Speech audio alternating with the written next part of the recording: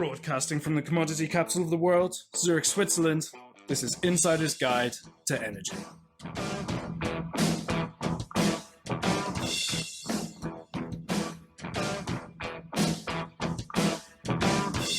This edition to Insider's Guide to Energy is brought to you by Fidectis. Go to www.fidectis.com for more information.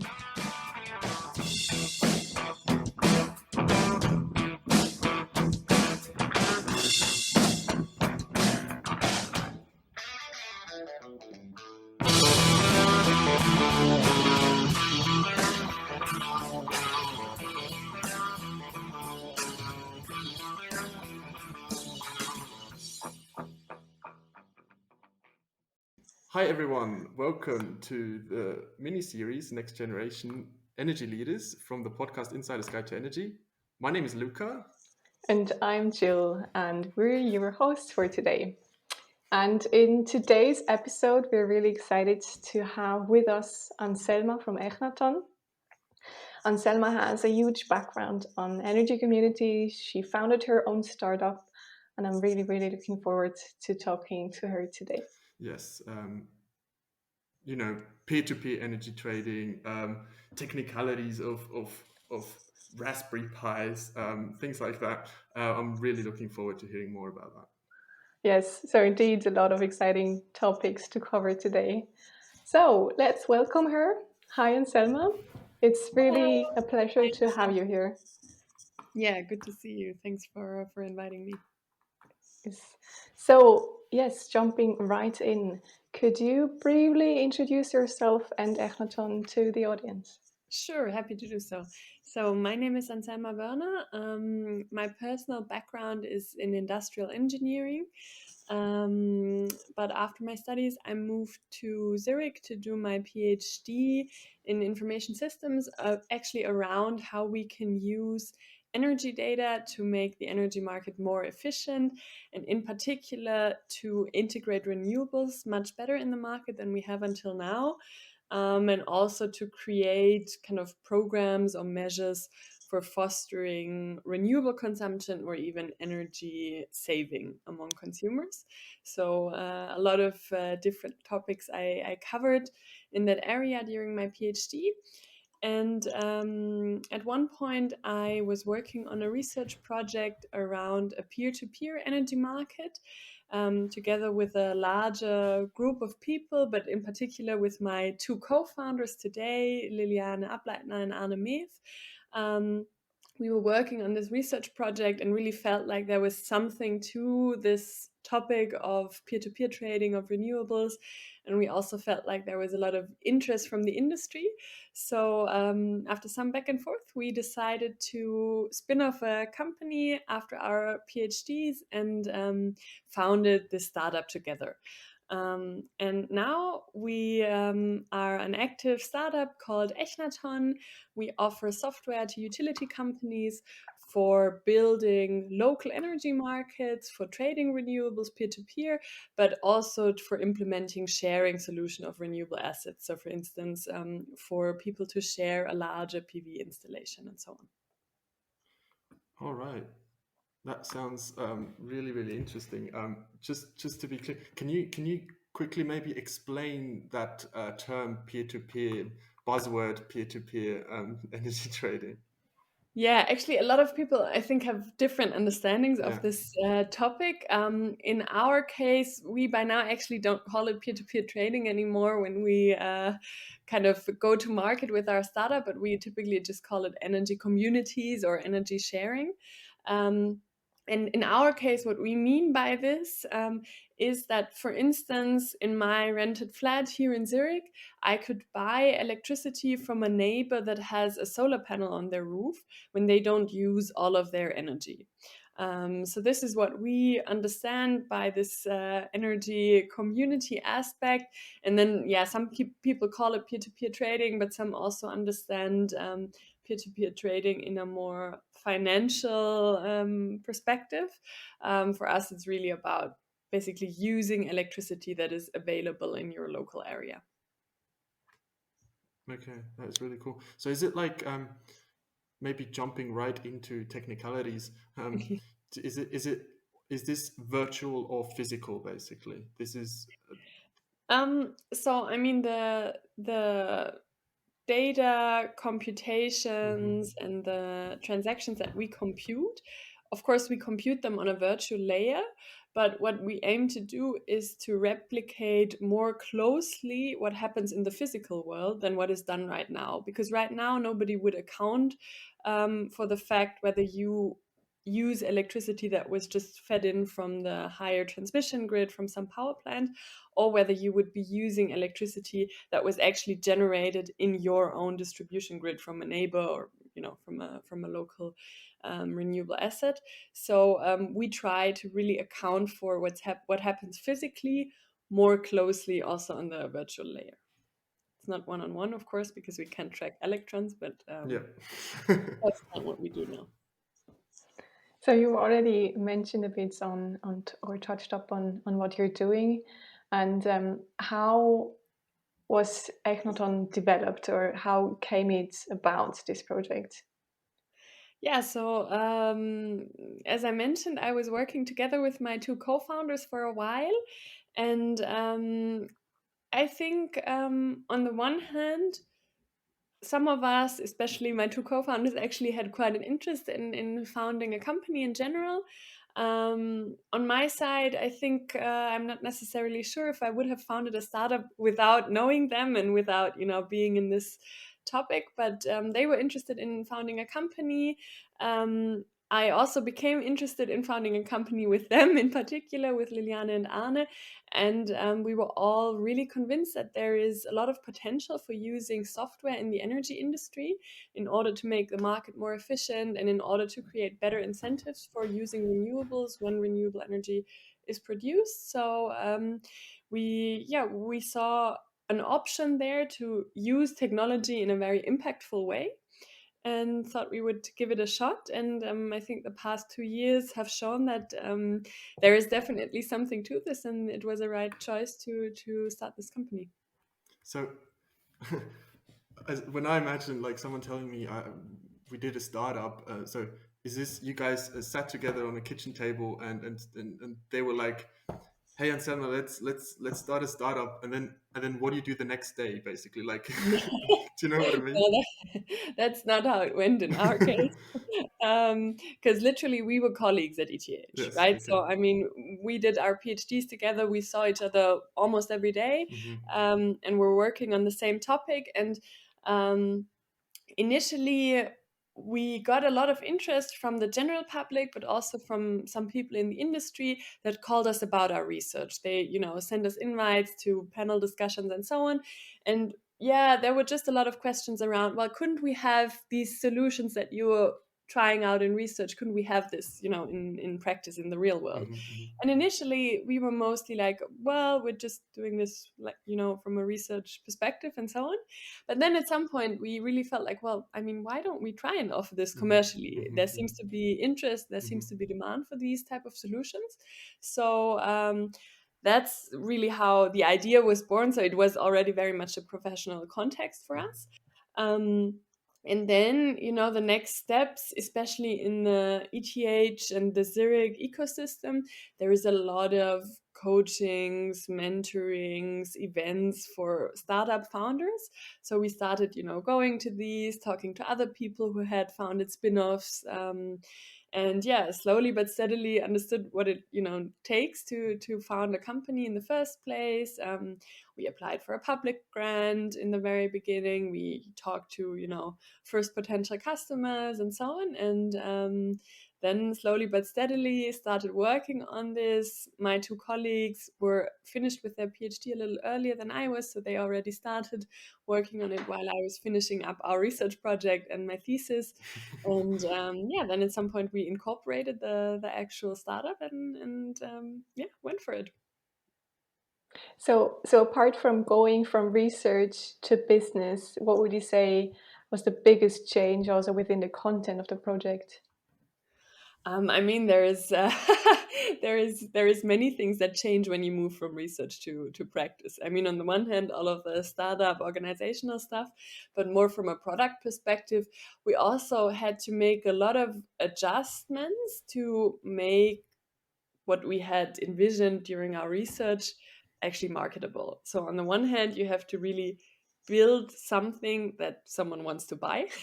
So that's always very important, make something people want. And so we had to understand who is actually our customer and what does the customer want, what is the customer willing to pay for, what is really a pain that we can solve for our customer. And in our case, we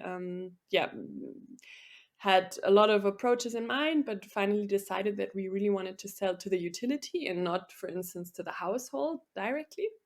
So we had a lot of discussions with the utilities, and there we definitely had to revise some of the hypotheses that we did during research, because back then it wasn't important at all whether there was someone willing to buy this. We just wanted to try out different things from a technological perspective and so on.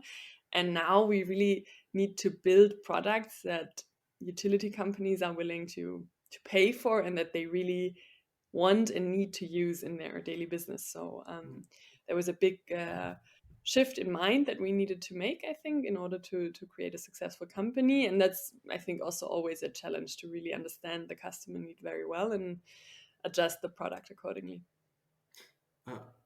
By the way, I saw that you also won this gold medal for best dissertation from ETH. So, It's actually a silver medal. Oh, silver medal.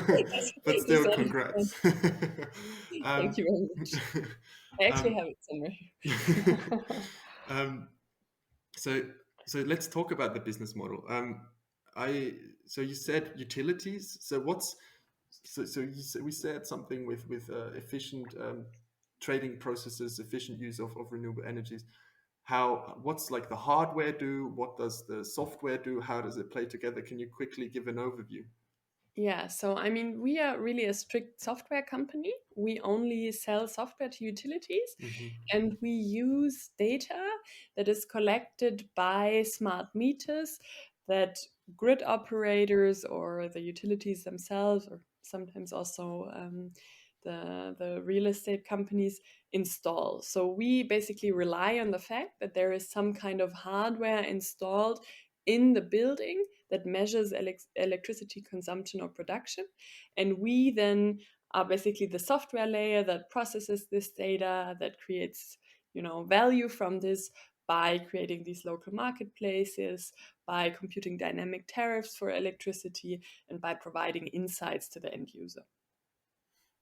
So the aim is dynamic pricing for the end users.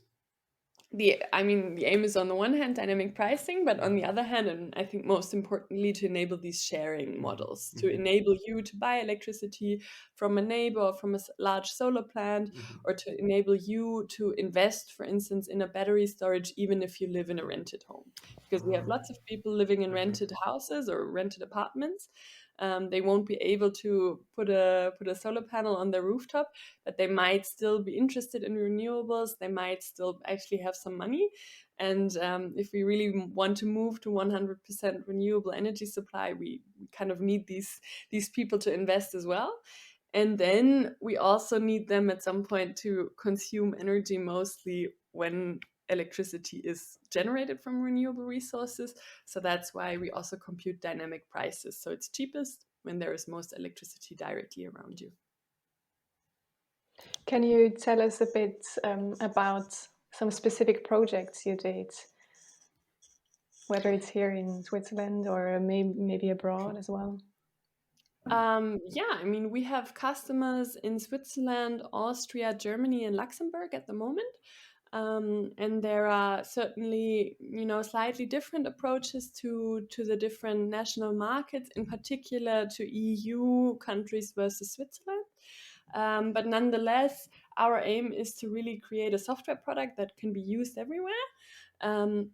So we try to design our algorithms and also our front-end components in a very flexible manner, so that, for instance, you could implement a CEF in Switzerland. That's a self-consumption community. So, for instance, a multi-family home that shares a large solar panel on their rooftop.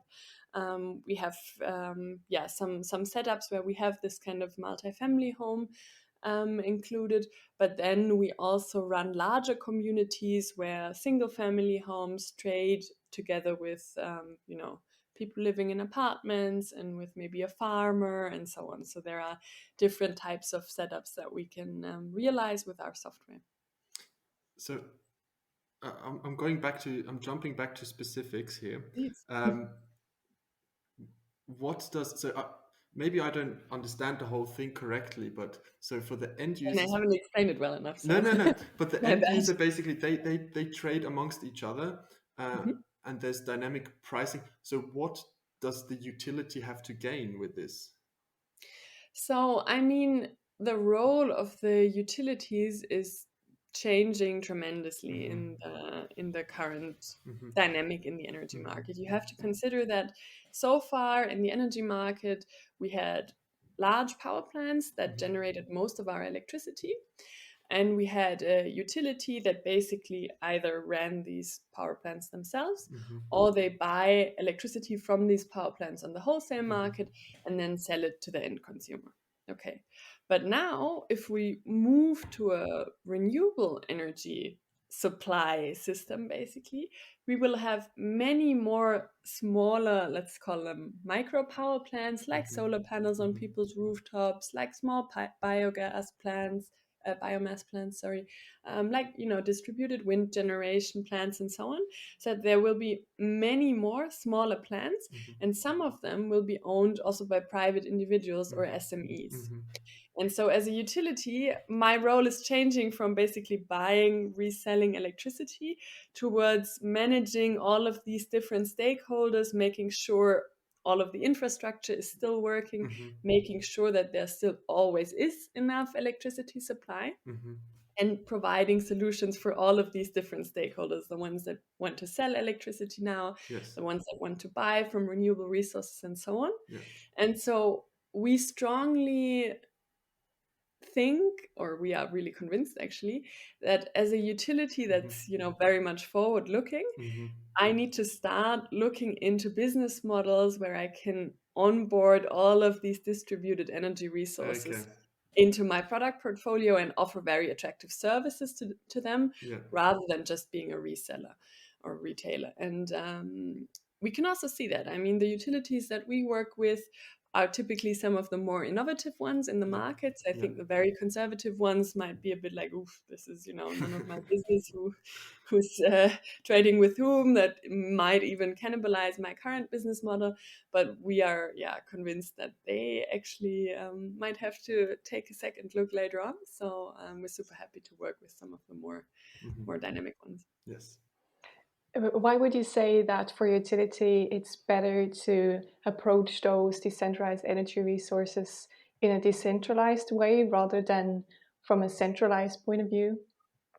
I'm not sure if I understand the question correctly. I mean, the assets are distributed already, right? So, for sure, but maybe they can also, from their perspective, try and get them to operate, I guess, accordingly or in a way that it's beneficial for the grid.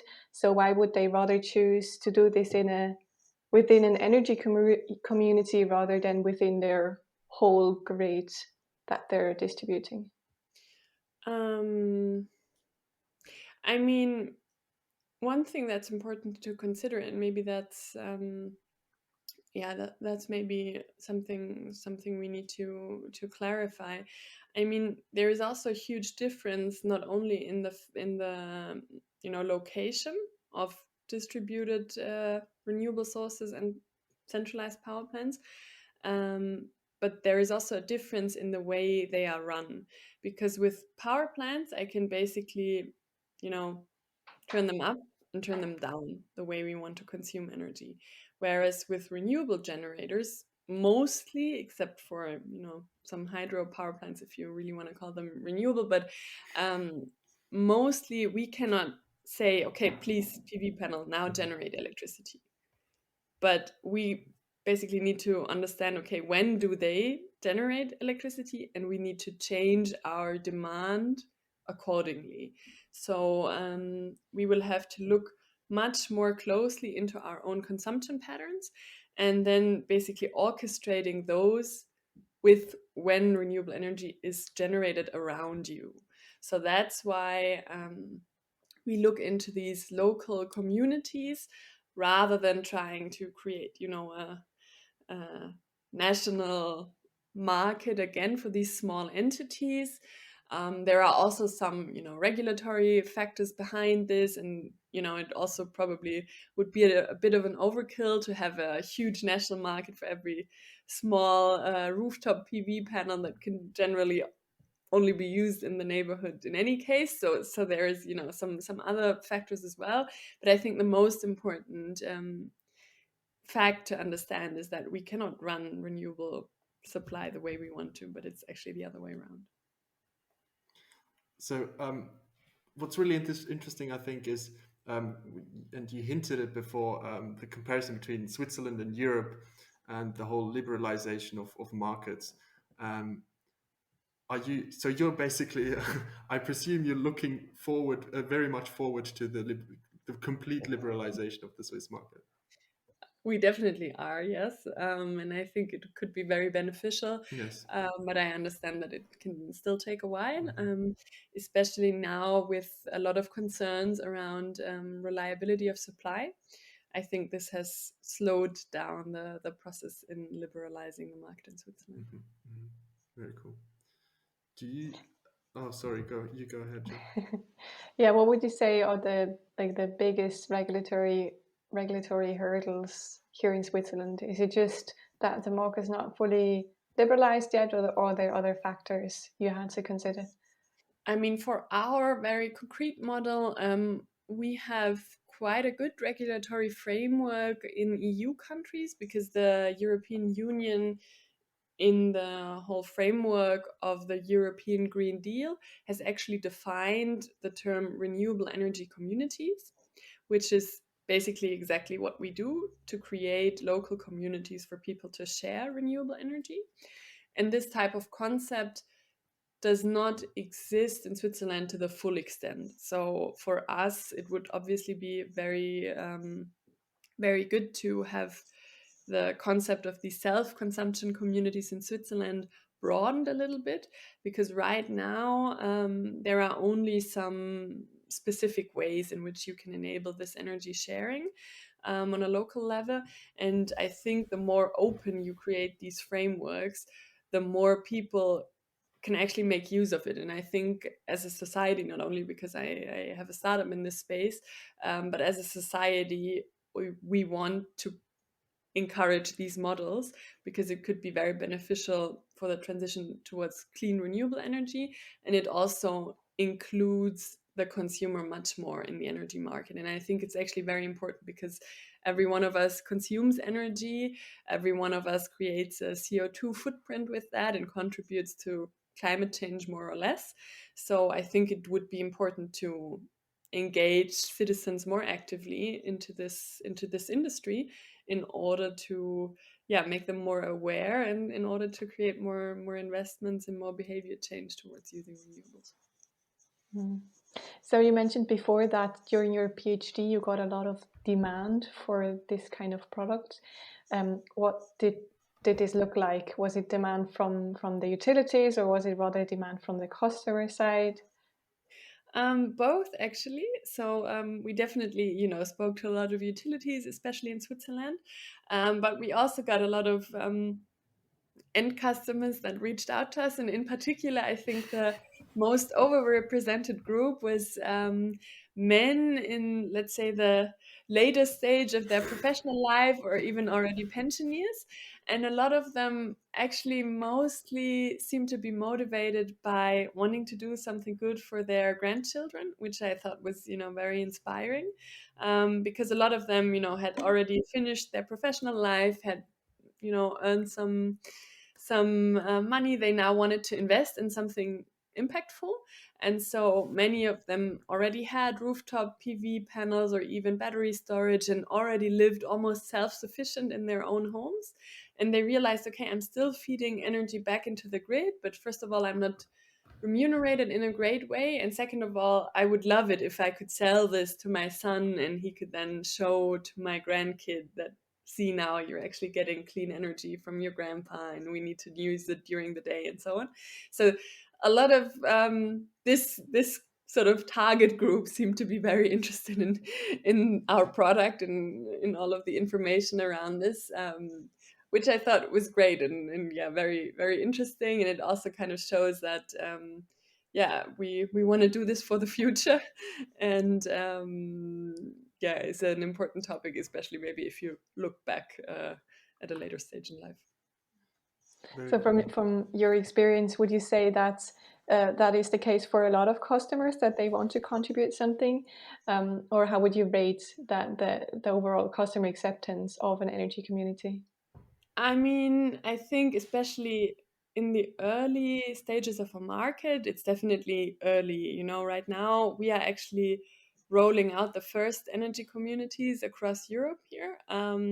So I think we cannot really, talk about the general public here.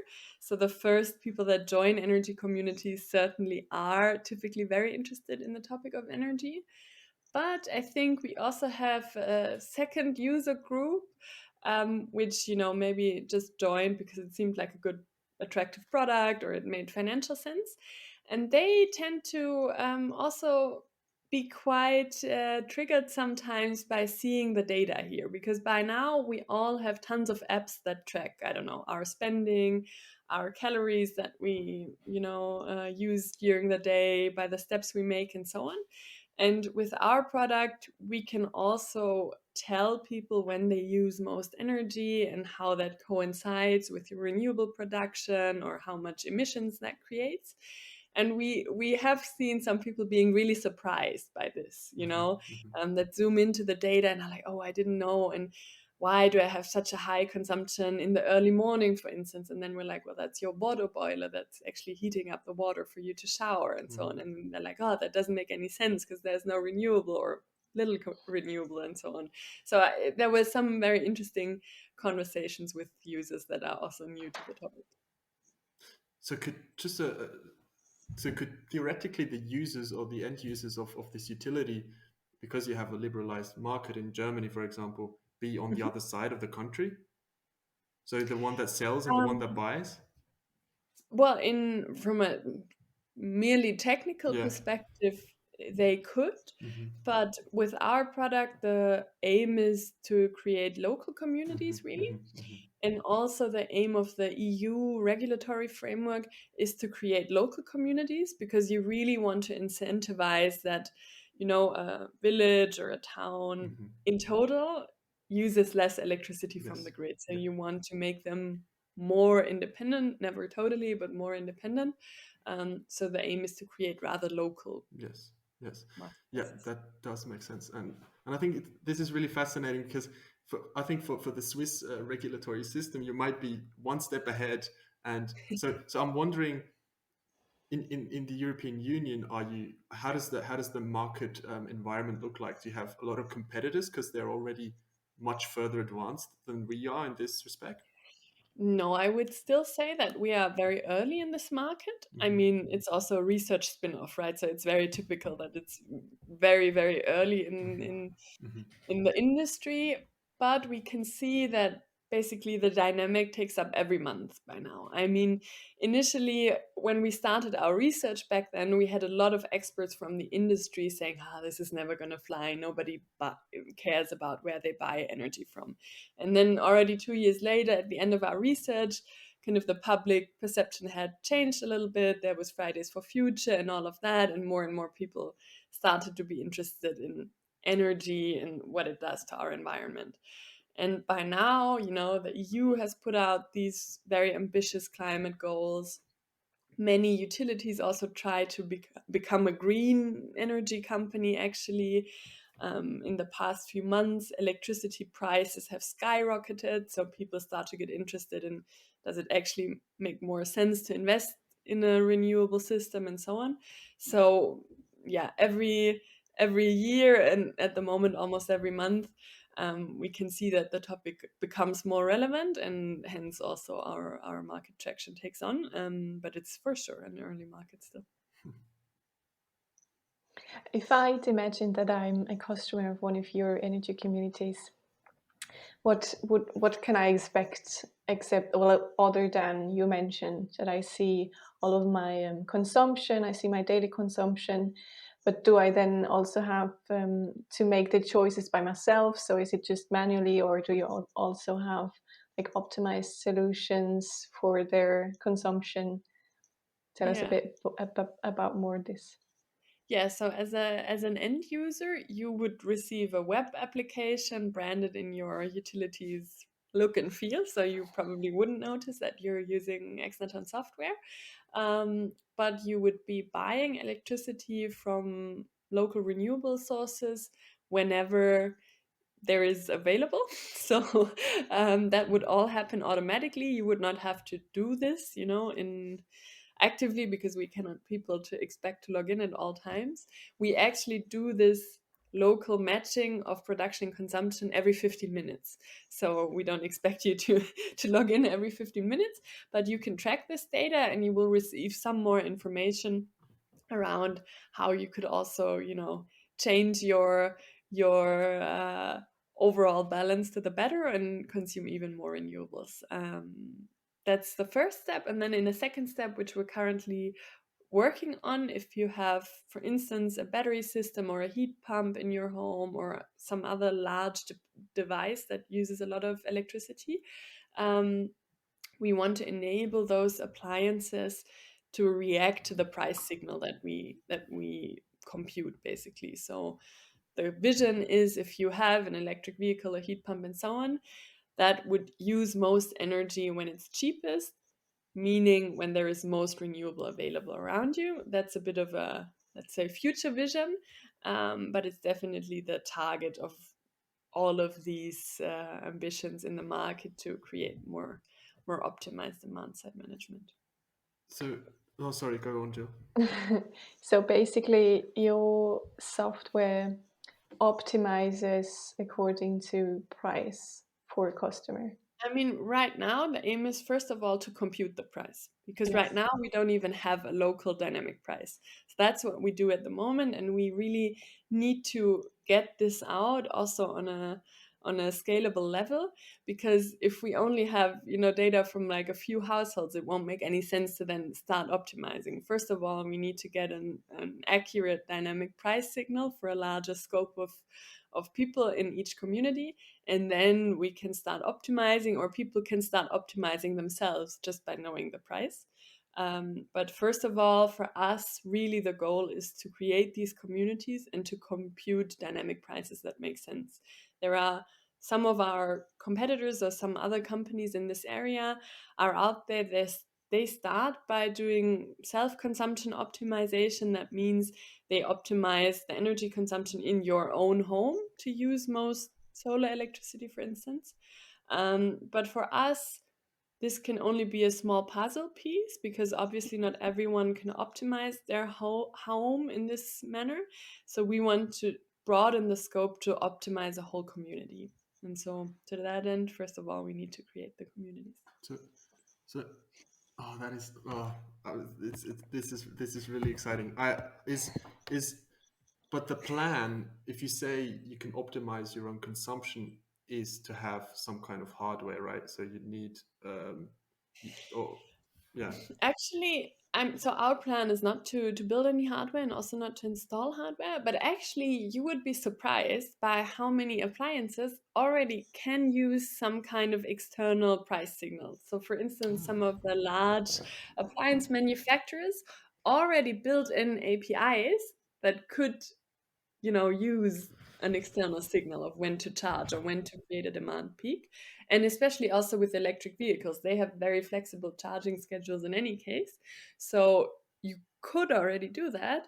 But what we really feel like is missing is this signal that actually makes sense? So that's what we focus on. Okay, I'm learning so much here. I did not know that. I'm so sorry, it's become so technical, but you have asked, so sorry. No, this is awesome. This is exactly where I want to go. So you have these APIs. For example, let's say electric vehicles.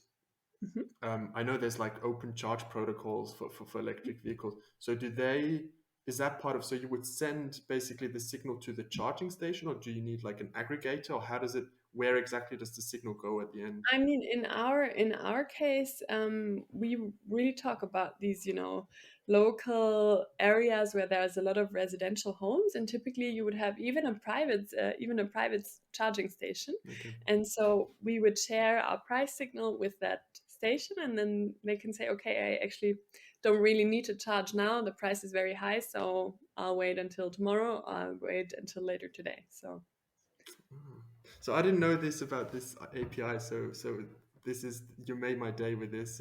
Thank you. Yeah, I mean, we were actually also surprised that, some of these interfaces would already be there, but there's not a lot of standardized protocols on the one hand, and then there is really not really the optimization target known to everyone. Yes. So yeah. Yeah. Awesome. So I'm just wondering, what are you looking for if you're approaching a new customer? You mentioned before, I guess there has to be PV, but also electric vehicles are quite a big consumer. And then there's a question of those protocols, and then also the whole regulatory part. Like, what are the main factors for you that you're looking at when you're approaching a new customer, a new market? I mean, first of all, we try to focus on the more innovative utilities, as I mentioned earlier.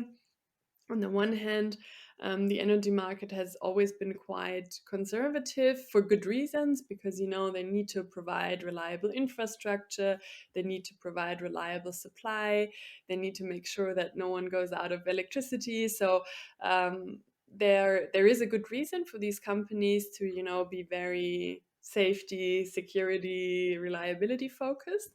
But we still try to identify the ones that are interested in venturing a little bit outside the known. So that's one thing. And then the second thing, of course, is our software relies on using smart meter data, right? So we definitely try to work with companies that already have at least started their smart meter rollout and already have starting areas in place where we could roll out our solution, because otherwise we need to wait for that, and it's always quite a big step to start with a smart meter deployment, because it includes a lot of physical installations, operations. So our focus is to find areas in which there are already smart meters installed. So maybe just continuing on that smart meter discussion, what is a smart meter? What makes a smart meter smart? Is it the connection to the internet somehow, or a SIM card, or what are smart meters capable of? Yeah, actually, most are not very smart. I think that's also one of the early realizations that we had to make. Typically, they don't do a lot other than collecting and sharing the data. So typically, the smart meter definition that we need, whereas they differ a little bit by country, is the most common definition is that you have a metering device that measures electricity consumption and production on a 15-minute level basis. So we will be able to access data for every 15 minutes of a consumer or a producer to see how much electricity they use or generated. And typically this is communicated by a smart meter every 24 hours. So typically you won't have this data in real time, which is unfortunate, but it's also quite challenging from a technical perspective. So typically you will have a bunch of data arriving every 24 hours that has this load curve of 15-minute level data. Okay. So you couldn't actually make these price matching and trading like in real time every 15 minutes and then. I mean, we have, for instance, one community in Switzerland actually with one of our very innovative customers in Wallenstadt. It's actually the first company that we work with. We are super proud to still be working with them, and we really enjoy it as well because they're a smaller utility in comparison, but they're very flexible, very innovative, and yeah, it's really fun to work with them. Um, And in their case, for example, we have actually installed smart meter gateways together with them. In lay terms, you could say that it's just a much smarter smart meter. Does a little bit more. It aggregates data from some other smart meters, but nonetheless, it does a little bit more things. And in their case, we access the data almost in real time. So we can actually compute all of these transactions as soon as we get the data. For our other customers, we also implement forecast solutions, so we can give them estimates on when, probably there would be electricity available right now. So yeah, so I really want to continue by asking, where do you see yourself in the future, or where do you want to bring Exnaton? Yeah, I mean, we talk about this a lot, obviously, and we really believe in the fact that this topic will become important all over the world, basically. But for us, at least for the next few years, Europe will be the focus. And we really want to be the dominant platform for energy sharing in Europe. And energy sharing is also really a bit of a broader perspective than just the energy communities that we've talked a lot about now. But we really also want to enable people to invest in larger installations as well. Because actually, by now, as a lot of the current situation shows, investing in renewables can also really be a great financial investment. So we also want to enable citizens to invest in this very useful and also very attractive asset. So that's why I'm saying energy sharing. And I think we're going to develop a lot more features around our product in the next months and years to really make this space very attractive and much more interesting to end users than energy has been until now. So your main focus will be on renewables, or implementing renewables, or Definitely. yeah, trying to get more of them there, and also the customer side. Yeah, But definitely. isn't this also a bit conflicting with the needs of a utility, that they want to somehow also reduce their network or their grid costs? And with more renewables, they probably have to extend their grids even more. I don't think so, because I think the smarter you manage consumption and supply, the more you can also save on grid costs. So I think that there are aligned incentives, at least to some degree. And I also really think that utilities have actually a great opportunity to really become a driver of the transition to renewables if they take that chance. If they do take that chance and they offer great products to their customers around investing, around demand side management, around dynamic prices, then as a utility, I can really drive that change, keep my customer, and just, offer more services to them. It will definitely develop away from just, reselling towards this whole service around maybe even maintaining your solar panels. A lot of utilities also already sell solar panels. They start selling the hardware rather than just, having electricity contracts. So if they really broaden their scope here, they could have a huge role in the future renewables market as well. And I think we are here to support them and drive that change with them. Well, thank you very much for sharing your insights. What was your so when did you guys incorporate? When was that? 2020. 2020. So, okay, but you guys have existed with that PhD project and all that. Yeah. What would you We've known say? each other. Sorry. What would you say is your biggest learning? If or does one learning stick out exceptionally that you can think of right now that you've had, or that you would, if someone asks you, hey, we're looking out to we're planning to start a startup, what would you tell them be what the number one watch out?